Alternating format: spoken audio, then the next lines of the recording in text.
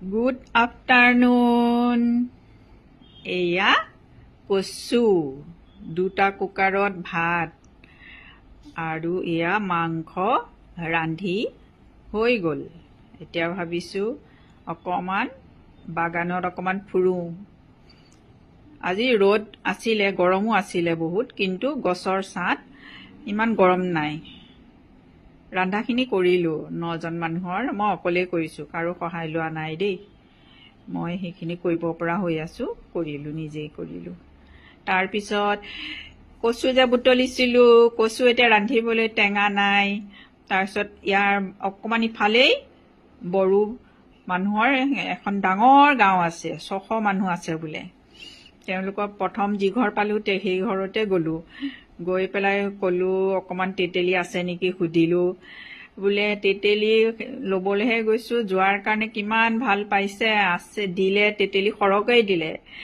বহি মানে ভিতৰলৈ মাতি চাহ খোৱালে, তামোল কাটি দিলে, তামোল লৈ আহিবলৈও দিলে। ইমান মানে মৰম মানে পাব পাৰি নহয়, যে গাঁও অঞ্চলত মানে বুজিব পাৰি যে ইমান ধুনীয়া মৰম মানে কেনেকুৱা খিনি দেখুৱাইছে।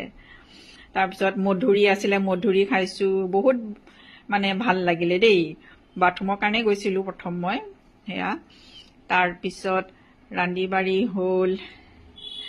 ইয়ালৈ আহিছিলো আমি যোৱা বছৰ ৰেইনড্ৰপছৰ পৰা। ইয়াত 1200 গছপুলি ৰুইছিলে, মানে চানডুবি পাবলৈ 7 কিলোমিটাৰ মান থাকোতেই, পথৰ দুয়ো কাষে। সেইখিনিয়ে চোৱা চিতাৰ কাৰণে আহিছিলে, কাৰণ ঘেৰা নাইকিয়া হৈ যায়, কিছুমান মৰি যায়, সেইবিলাক মানে ঠিক ঠাক কৰিবলৈ। সেইখিনি ধৰক দেখিলে বুজিলেহে, থাকিলেহে গম পাব যে কিমান কষ্টকৰ। মানে গছজোপা ৰুলেই শেষ হৈ নাযায়, তাক প্ৰতিপালন কৰা সেয়া বহুত কষ্ট মানে। তাৰপিছত এয়া ৰান্ধি বাঢ়ি হ'ল, তেওঁলোকে কাম কৰি আহিছিলে, আহোঁতে তাৰপিছত ইয়াক খাবলৈ দিছো, খাই আছে। খাই পেলাই কিন্তু কৈ আছে দেই, কচু ভাল হৈছে বুলিয়ে কৈছে কিন্তু দেই। এইটো কচু মানে ধৰক ময়ো জানো কচুখিনি ভাল হৈছে বুলি, কিন্তু অকমান পাতে চাতে বনাই দিছো আৰু, কোমল বেছি পোৱা নাই, তথাপিও মানে সেয়াও সোৱাদ হৈছে, ভাল হৈছে বুলিয়ে কৈছে। তাৰপিছত মাংসও ভাল হৈছে বুলি কৈছে, বহুত ভালেই হৈছে বুলি ক'লে দেই। মাংস অকমান বেলেগ টাইপকৈ বনাইছিলো, ধৰক তাত বনোৱাটো বাহিৰত বনোৱাৰ কাৰণে অলপমান বেলেগ টাইপকৈ বনাইছো। তাৰপিছত আৰু এয়া তেওঁলোকেও খাই বৈলেও হ'ব, তাৰপিছত মই খাম। এইখিনি ধৰক মই কৰিব পৰা হৈ আছো, কোনো এতিয়ালৈকে মই একো অসুবিধা নাপাওঁ।